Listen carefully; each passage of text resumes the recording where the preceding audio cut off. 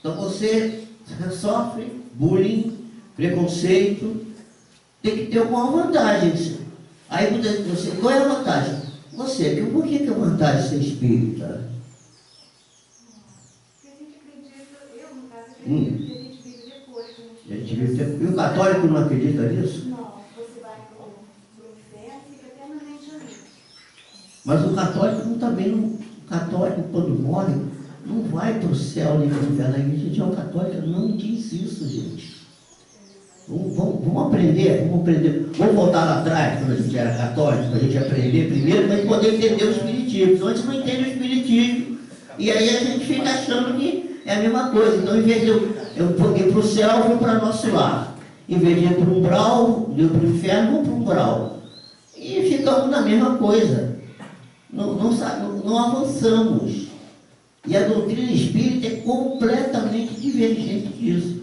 Olha só, a teologia da igreja vai dizer o seguinte, que você, para ir para o inferno, por exemplo, você tem que sofrer.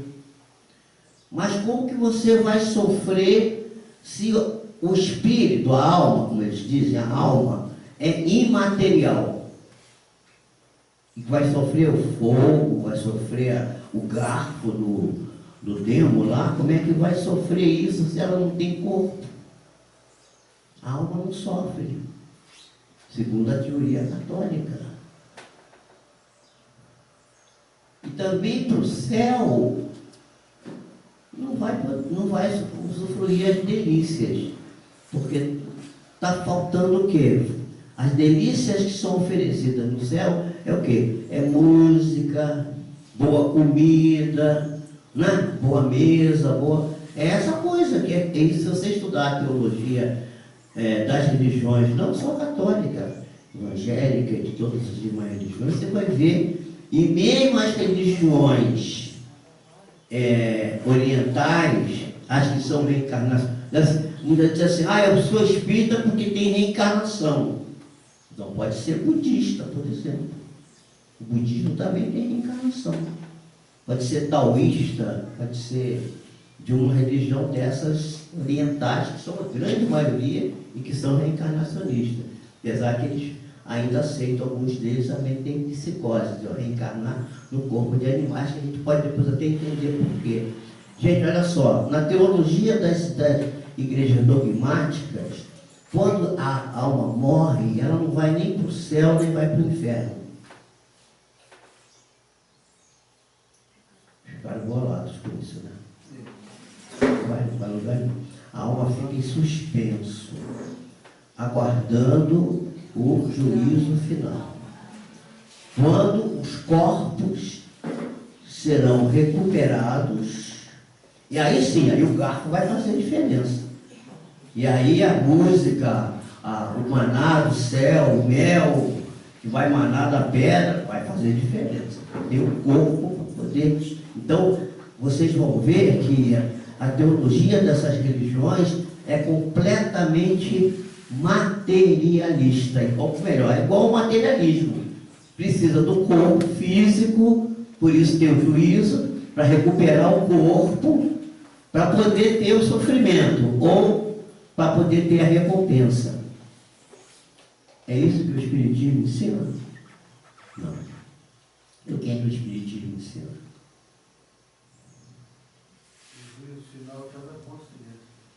Sim, mas como é que o que é que o Espírito... as religiões dogmáticas dizem que o homem foi criado perfeito e imortal. Tá certo? E foi colocado num estado de graça, no jardim das delícias, onde tudo era bom para ele. Não é? Ainda tem uma história que eu costumo brincar e dizer assim, pois é, aí botou o Adão lá no caso aqui da nossa Bíblia, né? Porque você vai encontrar essa história nos todos os Talmudes, você vai encontrar isso no livro dos mortos, nos Vedas. A história é semelhante. Essa história de que o Senhor criou o mundo perfeito, colocou o Espírito perfeito lá, mas aí a alma humana, né, que foi rebelde, faliu, e tendo falido, mereceu ser castigada. Daí vem a ideia também do Deus que castiga. Quem é que acredita que Deus castiga aqui? Alguém acredita que Deus castiga alguém? Não. Mas essa coisa do inferno é castigo e o céu é prêmio. Será que Deus premia ou castiga alguém? Não. Isso a gente já aprendeu, porque a gente aprende, segundo Jesus, inclusive, Deus é um Pai amoroso e bom, e dá sempre oportunidade. E de onde que vem essa ideia de que a gente vai pagar na encarnação seguinte aquilo que fez de errado na encarnação atual, ou paga hoje na encarnação que passou para trás? De onde que a gente tirou isso? Isso está na doutrina espírita? Quem acha que isso está na doutrina espírita? Mas está escrito que a gente vai pagar na encarnação passada, ou que existe isso? Faz parte do processo evolutivo. Pois é, mas acontece que a gente vive dizendo isso aí, palestrantes inclusive falando isso, que a lei de causa e efeito, que você tem que pagar, que você vai sofrer na outra vida, e não existe isso. Isso aí, eu vou dar para vocês. Nós estamos fazendo essa discussão, criando essa coisa aqui para desconstruir algumas coisas que vocês carregam com vocês, que eu também carregava, porque eu estou na mesma barca que vocês. Eu não estou aqui querendo ser um magister dix, não. Eu estou aqui passando pela mesma dificuldade. Nós tivemos tantos milênios, meus irmãos, reencarnando com essa ideia heterônima, quer dizer, da heteronomia. Eu vou explicar o que é isso daqui a pouco, que a gente viveu até o tempo inteiro achando que Deus é um ser que distribui benesses para uns, né? E castigo para outros. Quer dizer, quem é bonzinho ganha prêmio. Quem é malzinho ganha castigo. Não é isso? É isso que a gente pensa? A gente já precisa mudar. Não é nada disso. Não é assim. Essa é a ideia das religiões ortodoxas e dessa ideia da criação do ser perfeito, né? Do ser que nasceu perfeito e aí, tendo falido, tendo tido uma queda, né, foi obrigado a passar pelo sofrimento. Essa é a mesma ideia do taoísmo, né? O taoísmo vai nos levar, a ideia que é do budismo também, né, de que o indivíduo foi criado perfeito, mas cometeu um infausto, perdeu a sua proteção divina e caiu no mundo imperfeito. Saiu do mundo perfeito e caiu no mundo imperfeito, aquilo que eles chamam de a roda do samsara, ou seja, a roda das encarnações, que ele terá que passar por tantas encarnações, e conforme ele for falindo, ele tem que voltar e ficar naquilo, até que ele acerta tudo, paga a conta, como se Deus fosse um cobrador de impostos, um ser que cobra das pessoas, não é assim, e aí ele poderá sair dessa e ir para o nirvana, que é, vamos dizer assim, a felicidade plena. O que o Espiritismo diz? Dessa questão da alma criada perfeita e que faliu e que vai ser castigada. Ou a que não faliu, que continuou perfeita, obediente, não é? E não foi castigada, ficou no jardim das delícias. O que o Espiritismo diz? Na pergunta 115 do Livro dos Espíritos, você vai encontrar lá que os espíritos são criados simples e ignorantes. Então a gente tem que começar a tirar uma ideia, qual é, então, a causa, do sofrimento.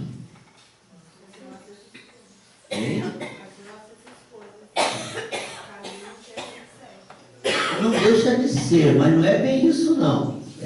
Não deixa de ser, hein? Isso. O que nos faz sofrer, meus irmãos, é a imperfeição. Não é que a gente fez errado.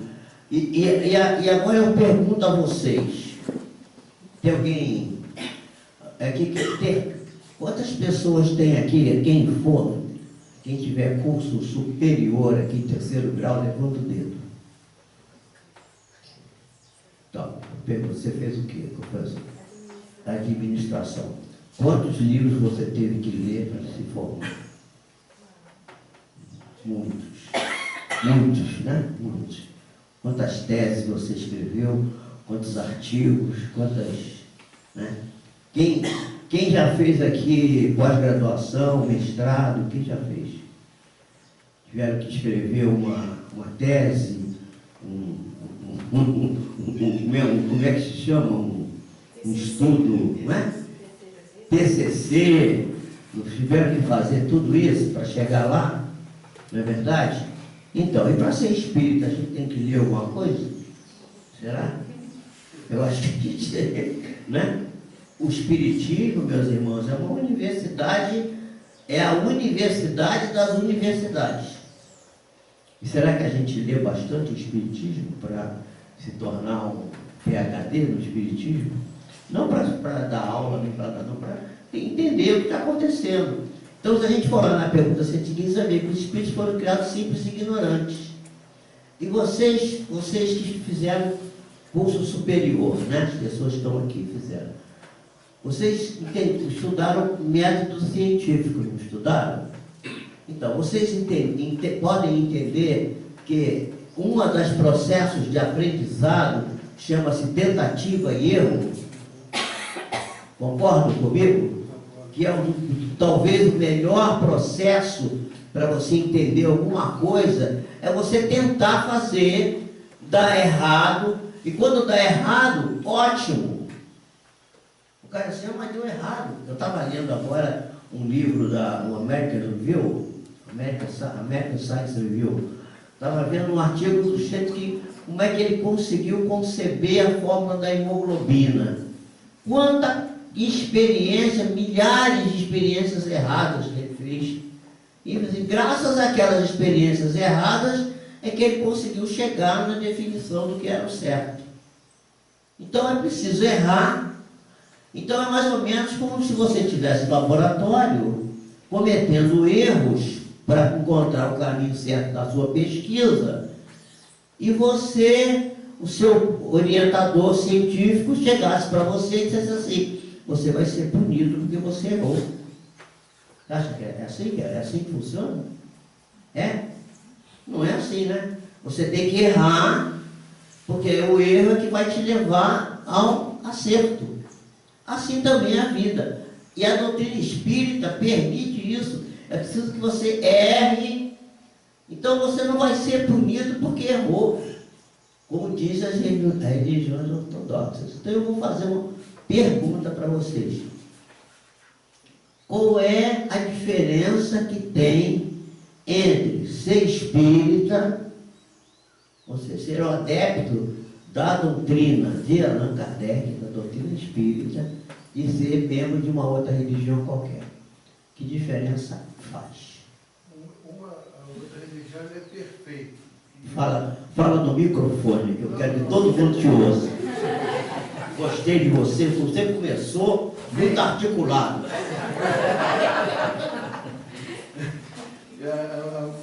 Minha concepção é o seguinte, pelo que você explicou agora, as outras religiões nascem do ser perfeito de tudo. Isso. Que é do paraíso, o homem errou e vem voltando. O espiritismo é de baixo para cima. Pessoa ignorante. Muito bem. Vamos embora.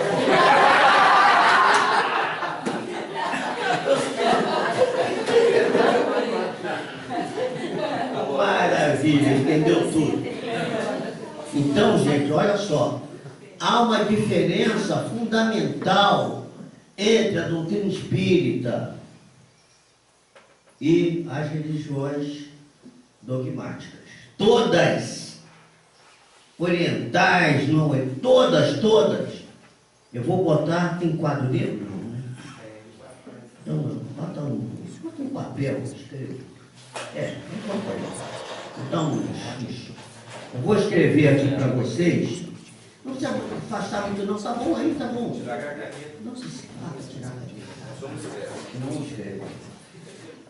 Eu vou dar para vocês o caminho das pedras. Vocês vão ver como que essa doutrina é fantástica e como a gente não está sabendo utilizar essa ferramenta de maneira adequada.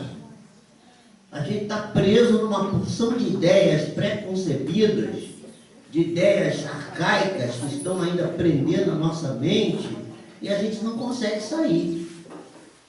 E a gente traz... E o que está acontecendo? Quando a doutrina espírita nasceu em França, vocês sabem que o espiritismo nasceu na França. Allan Kardec nasceu na França, não é?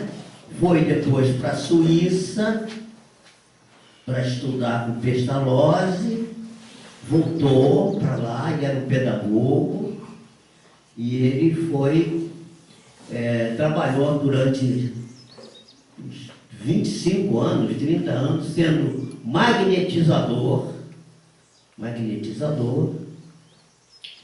e sendo professor, pedagogo.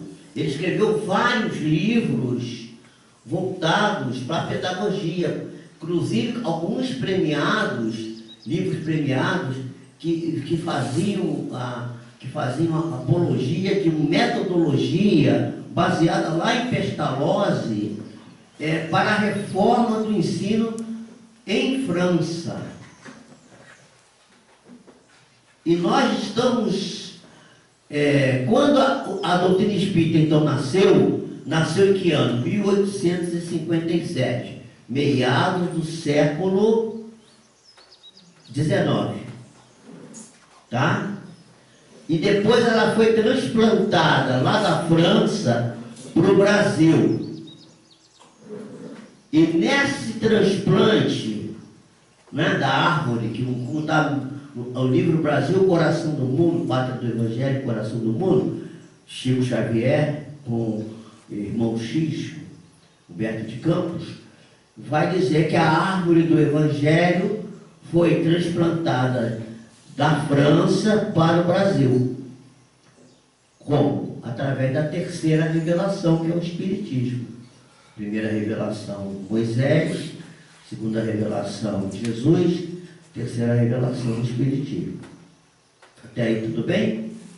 Só que nessa transposição se perdeu uma porção de coisas importantes. E nós acabamos caindo na mesma ideia das religiões ortodoxas que eram as origens da nossa vida espiritual de muitas encarnações passadas, e nós hoje espíritas estamos aqui desconhecendo alguns detalhes que eu não vou falar de tudo, porque não daria, um seminário de 2 horas, 3 horas não dá, teria que falar aqui, sei lá, um mês para falar tudo. Mas vou dar algumas pinceladas e vou indicar algumas coisas para vocês lerem, para vocês verem como que a gente está perdendo as nossas origens e perdendo a oportunidade de usar melhor essa força que nós temos. Assim, nós somos a minoria, não somos, espiritismo é minoria. Minoria é o quê? Minoria material, mas nós somos maioria em vários setores do conhecimento. Nós somos, por exemplo, a classe, vamos dizer assim, vamos chamar assim, a religião, vamos chamar de religião, tá? Ciência ou filosofia, que os espiritismo tem as 3 coisas. Nós somos os mais bem aquinhoados intelectualmente. Isso não sou eu que estou dizendo, não. Isso é o IBGE que diz. O último censo mostrou que o espírita é o que tem melhor renda per capita, que o espírita é o que tem melhor escolaridade. Então nós temos uma força que é a nossa massa crítica de opinião para interferir na sociedade na qual vivemos. Isso é muito poderoso e forte, mas para isso a gente precisa conhecer profundamente as nossas raízes e não ficar atrelado nas raízes dos outros, que estão completamente erradas e estão fazendo esse mundo que está aí. Que eu não sei se vocês estão satisfeitos com isso que a gente está vendo aí. Quem é que está satisfeito com isso?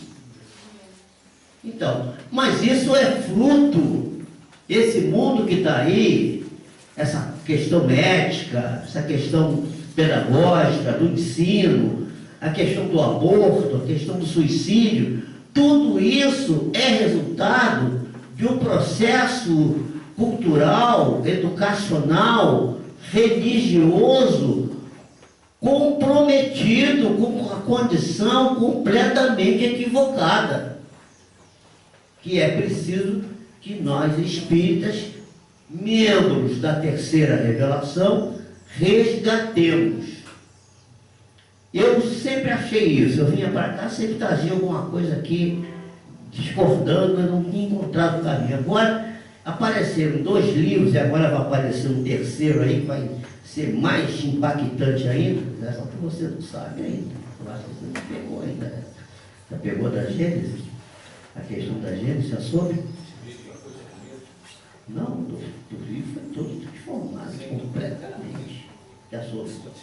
Então, gente, há uma orquestração para apagar do conhecimento humano a doutrina espírita, ou seja, transformar a doutrina espírita nisso que é esse resto que está aí, que só fez essa desgraça que está, não é aqui no Brasil, é no mundo todo. Então eu vou dar para vocês aqui uma coisa. Isso aqui que eu estou fazendo, isso aqui é só para a gente começar a estudar. Estudar com outro olhar, com outra visão. Para a gente realmente resgatar a mensagem de Allan Kardec, que está aqui nesse livro, que o Marquinhos já tem aí para vender. Esse livro aqui, que eu não li o livro todo, não, eu li só um pedaço do livro, são 600 páginas, e não é um livro só, são 2 livros. Aqui, ó, olha aqui, ó, Revolução Espírita, Teoria Esquecida de Allan Kardec. Teoria Esquecida de Allan Kardec. Quer dizer, a teoria de Allan Kardec está esquecida. Nós estamos completamente equivocados. Estamos exercendo o movimento espírita. O movimento espírita francês sucumbiu. Aliás, hoje, dia 14, né? Hoje está sendo lançado um site que eu não sei qual é, e depois eu posso até descobrir, um site que está, um filme, só tem nesse site, a partir de hoje, falando do que aconteceu, que fez com que o movimento espírita francês sucumbisse. Espiritismo à francesa, né? Hein? Espiritismo à francesa. Exatamente isso. Você já viu lá? Você viu isso? Você viu a chamada? Então tá bom. Então é isso aí. Vamos todos olhar isso. Eu ia olhar hoje, mas tinha que vir para cá, não deu. Ontem de noite eu vou olhar isso. Tem que ler isso, por quê? Porque há uma orquestração, isso é a orquestração da treva, gente. Para transformar o nosso movimento num movimento igual ao dos outros. Porque aí cai na mesmice, é a mesma coisa, não serve para nada. E o processo de evolução que precisamos ter para a transformação do nosso planeta em planeta de regeneração fica jogado para escanteio. Perde-se a ideia. Então, cadê o lápis? Apareceu? Apareceu o lápis para escrever? Está aqui? Ah, está aqui. Então, olha aqui, ó. Não. Só vou botar 2 palavras aqui. Bom, todo esse processo você, por exemplo, eu perguntei aqui se vocês têm, muitos de vocês têm curso superior. Tem gente aqui que não tem, mas tem curso de 2º grau.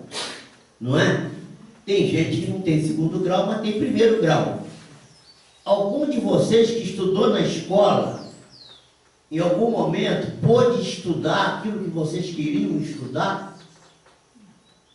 Ou puderam, por exemplo, fazer uma tese na universidade sobre um tema que vocês achavam que era importante? Ou vocês foram obrigados a estudar aquilo que a universidade mandou vocês estudarem? E fazer aquilo que, quando você apresenta um tema, não, isso aí não... Vamos falar sobre homeopatia. Pronto, homeopatia é uma ciência, eu até me assustei. Eu não sou homeopata, eu sou médico, eu não sou homeopata. Nem entendo muito de homeopatia, entendo um pouco. Mas, bota um tema de homeopatia da escola de medicina para fazer uma tese. É uma briga, é uma dificuldade. Não querem. Nós vamos conversar depois sobre isso. Porque o tema de hoje não é esse que está escrito, não. O tema de hoje é esse que eu estou falando.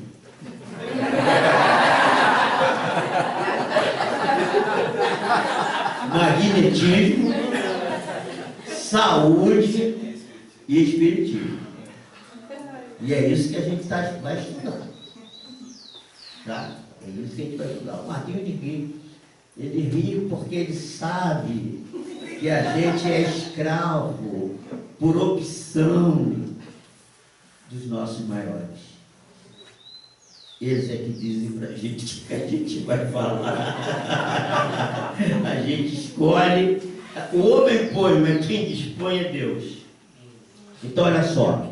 A universidade, alguém estudou numa universidade espiritualista aqui? Não? Porque a universidade é o quê? Materialista? Hein? Materialista, vamos falar. A universidade é completamente materialista. No pior sentido da palavra. No pior sentido da palavra. Então você é espírita, conhece, aí vai para a universidade e tem que fazer uma tese materialista. Você não pode pegar, se você for fazer uma tese sobre... Eu nem sei como é que a Dora Encontre conseguiu fazer lá na USP a tese dela sobre Kardec, sobre Pestalozzi. Complicado, eles não deixam, não permitem isso. E vocês acreditam que houve uma época que a universidade já foi espiritualista? Vocês sabiam disso? Pois é, nós vamos falar sobre isso daqui a pouco. Então, olha aqui. A universidade, as religiões, todas, separa só o espiritismo. São heterônomas. Isso é só para quem tem mediunidade. Eu, como não tenho... Esse aí já melhorou um pouco. Esse já está um pouco melhor. Heteronomia. Você conhece? É que a mediunidade dele é forte. Não dá para você ler, não dá? Heteronomia. O que é heteronomia? A heteronomia é o seguinte: é um processo filosófico no qual a vertente do saber é de fora para dentro. Então, o sujeito está aqui, eu estou aqui, estou no mundo, né? Sou uma alma, ele é outra alma, ele é outra, nós estamos aqui todos. Aí tem um cara, né? Deus, que diz para a gente o que a gente tem que fazer. Se você não fizer, você vai sofrer. Mas se você for bonzinho, né? Até dizem isso, você vê que quando se fala de Adão e Eva, o que é que está escrito na Bíblia? Que Adão e Eva tiveram dois filhos primeiro, o outro é o terceiro depois. Dois filhos, né? O Abel e o Caim. Deus gostava de que o Abel fazia e agradava Abel. Mas Caim não fazia nada que fosse bom e Deus não gostava. Aí o que Caim fez? Matou Abel.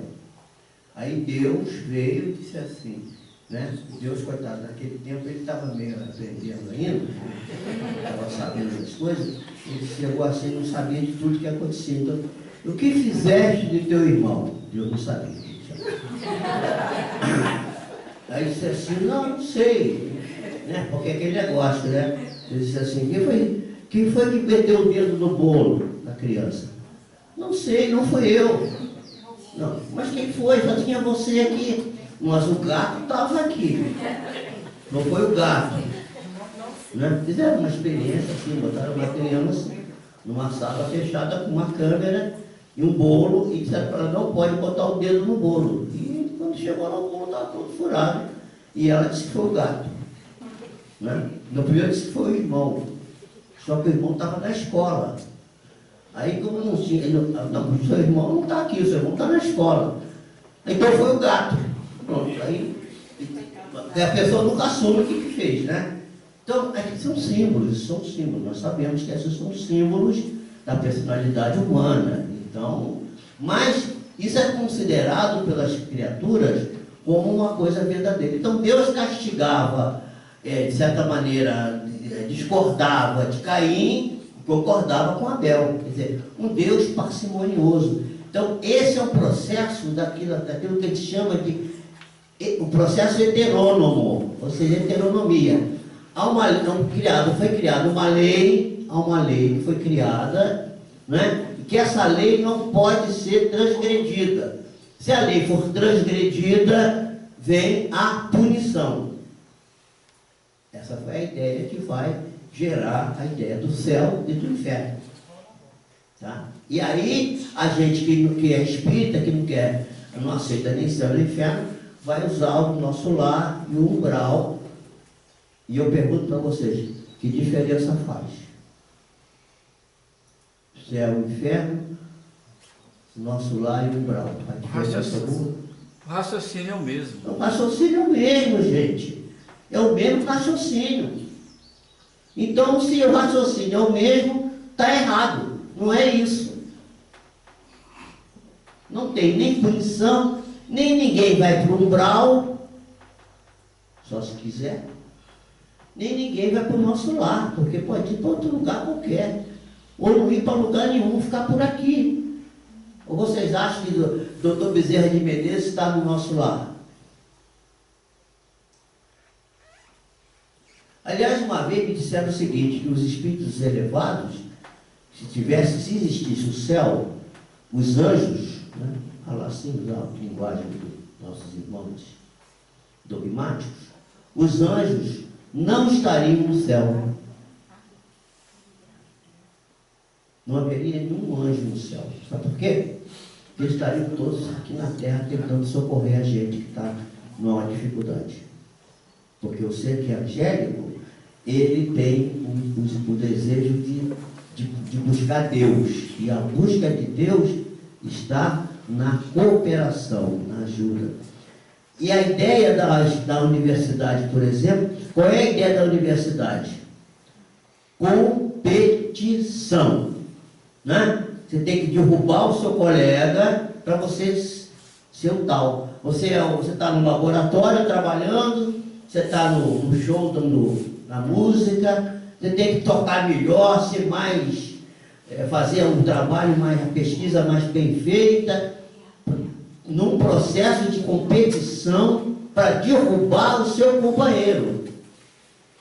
E é essa a ideia que a doutrina espírita nos dá? Não é. Qual é a ideia da doutrina espírita? Cooperação. Exatamente o contrário.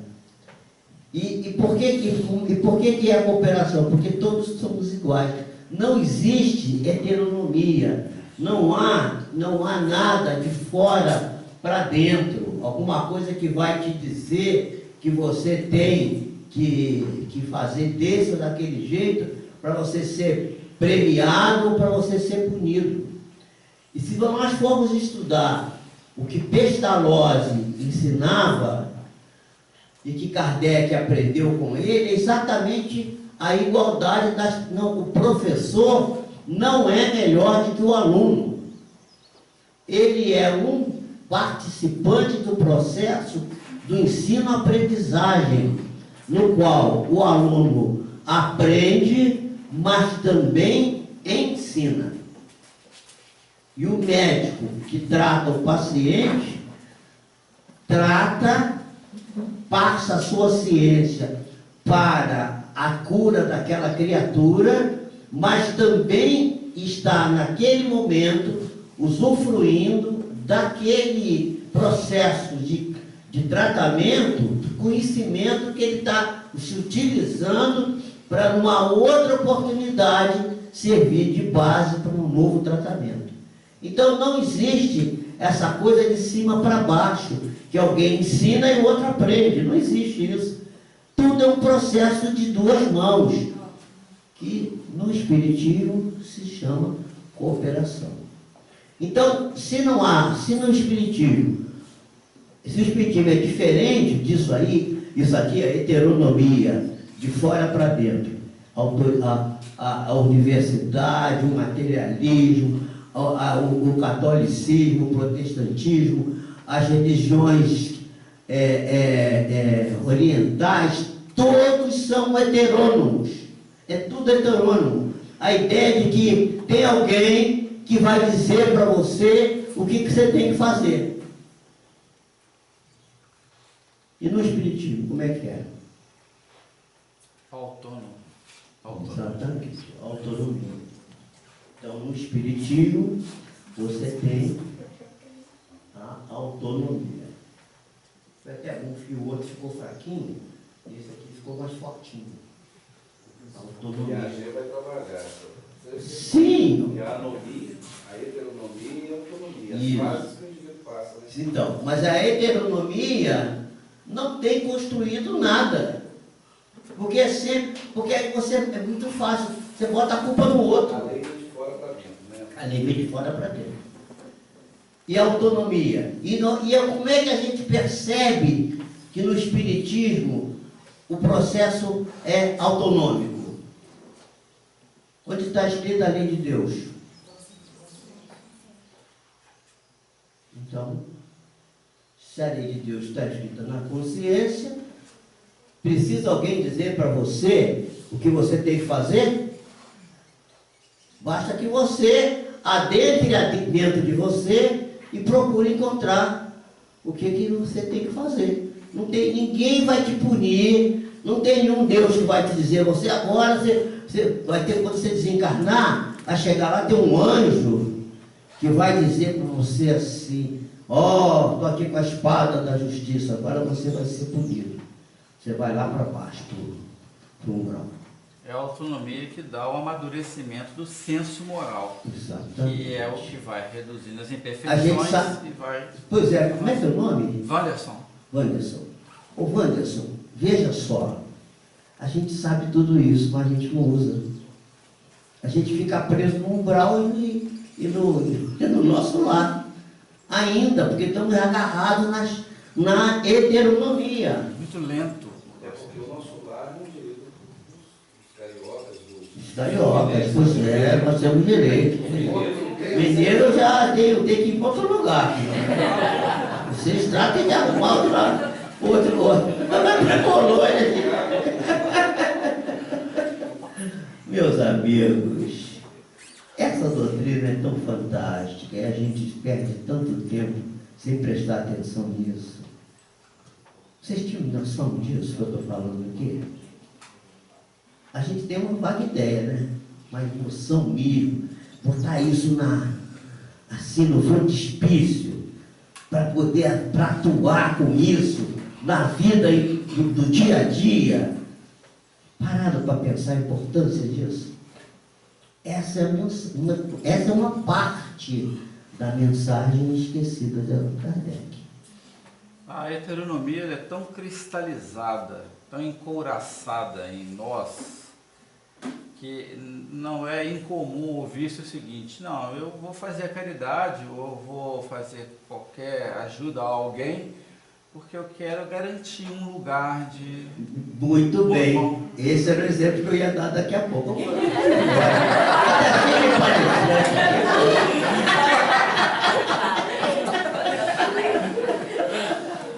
Esses palestrantes todos, você convidou toda a equipe. Você está provocando muito. Como é que é? Você está provocando muito. Eu estou provocando, mas a minha função aqui não é esclarecer, não é provocar. E vocês já tinham parado para pensar desse jeito? A gente vai para a palestra, chega lá o palestrante, blá, blá, blá, blá, e fala. O Sérgio Felipe tem um negócio muito engraçado, ele diz às vezes assim, esse negócio de palestra tem que acabar. Porque veio o camarada e diz assim, não, porque e tal, e vai lá no livro, né? Copia tudo que está no livro, bota no diapositivo lá, né? E pá, começa, e cospe aquele monte de coisa para as pessoas saem daqui. Aí diz assim, mas que sujeito fantástico, como ele sabe. E daí ele pergunta assim, mas o que ele falou? Ah, não sei, falou umas coisas muito boas. Mas você, tem alguma coisa que você não lembra de nada, mas foi muito bom. Quem fala muito isso é o Divaldo Franco. Divaldo Franco fala isso. E uma vez ele disse que chegou uma colega dele, chegou para ele e falou assim, mas Divaldo, você hoje estava o máximo. Foi, meu filho, foi. Você foi, a sua palestra estava brilhante. E você lembra de que teve? Ah, eu não estou lembrando de muita coisa não. Mas foi muito bom, foi uma beleza. Eu vou dizer, você estava soberbo. Estava soberbo. Agora, vou dizer, principalmente essa calça que você está usando. Ele estava com uma calça pantalona que estava na época, na moda. E aí ele falou, elogiou a calça dele, que era bonita. Foi numa palestra daquela que ele falou, né? E tem aquela história do dia que ele deu a palestra, né? E falou que o sol ia se apagar daqui a 12 bilhões de anos. E aí no final uma senhora chegou, uma senhora assim, meia idade, chegou para ele e não saberia dizer que idade ela tinha, porque esse negócio de botox, fica mesmo meio difícil. Mas a senhora estava bonitona e tal. E ele disse assim, mas Divaldo, isso aí que você falou é verdade mesmo? O sol a terra vai acabar? Ele disse assim, minha filha, daqui a 11 bilhões de anos. Ah, meu Deus, o que será de mim que nem me casei? Então é isso que a gente tem que evitar, não é? Porque não é esse o objetivo. O objetivo é a gente ter recursos, ter elementos para a gente avançar, para a gente crescer, para a gente entender bem essa mensagem. Bom, eu vou passar para um outro tema. Outro tema não, o tema é o mesmo, né? Depois eu vou despassar esses diapositivos aqui, para vocês verem umas coisinhas que tem tudo a ver.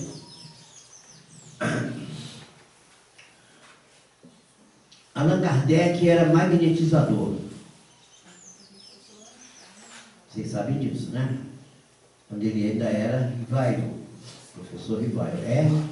R era HDL Rivaio, que é o nome que ele assinava nos livros que ele publicava.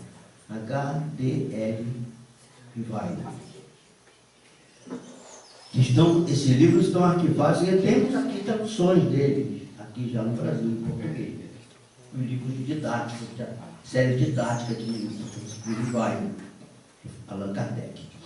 E ele era magnetizador, e Allan Kardec tem um momento, que a gente conhece pouco. Quem sabe aqui, quem conhece a biografia de Allan Kardec aqui? Que dia Kardec nasceu? O Rivaio, né, no caso, o Rivaio. 3 de outubro. 3 de outubro de 1804. 804. Vocês estão bons, viu? Os dados. Não estão com. Ninguém está com alemão ainda. Aquele alemão que tira a memória da gente, Alzheimer. Né? Então. E aí nasceu aonde? Lyon. Lyon. Só nasceu. Só nasceu. Depois Você já leu o livro? Você não vai, então você não pode falar. Fica quieto. Fica quieto. Fala nada. Você não pode falar. Eu li aquele do teaser. Hã? Eu li do teaser quando saiu aquela biografia. Sim, foi. Teaser do Vantuil. E ele foi criado, ele nasceu em Lyon. Foi criado aonde?